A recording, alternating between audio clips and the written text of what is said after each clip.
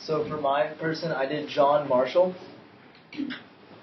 John Marshall was born September 24th, 1775 in Germantown, Virginia.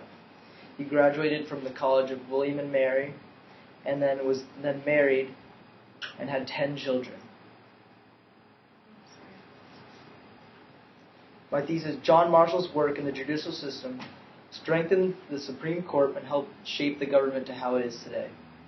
So getting to know Mr. Marshall, he grew up with 4 siblings, so he was used to a big family. He served in the military. He led a group of Minutemen in the Revolutionary War.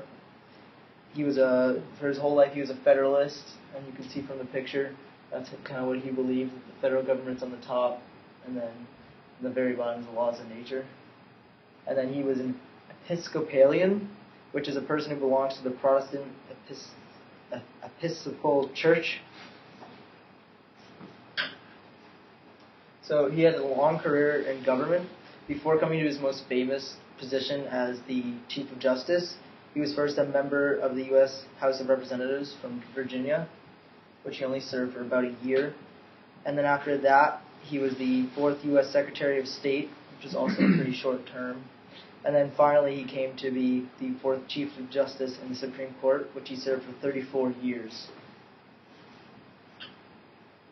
So he had 4 main impacts on the government, and so the first one was he balanced the federal government. So he worked to find a balance for the laws and power between the federal government and the individual states.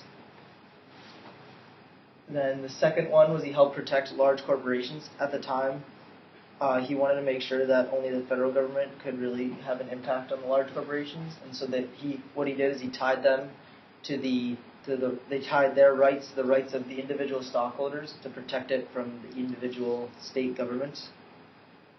And then the most important one was he added to the importance of the judicial branch. Beforehand, it was just a small branch and it wasn't as equal to the other counterparts in the government. He gave it energy and importance and made it truly equal with the rest of the government. One of the ways he did this was he introduced judicial review, which was the power to strike down any laws that he or the other courts found that violated the Constitution. And then this was also helped through his influential rulings. He made many rulings that helped shape the government and give more power to the Supreme Court. He made them the final decider on constitutional interpretation, which goes along with the judicial review.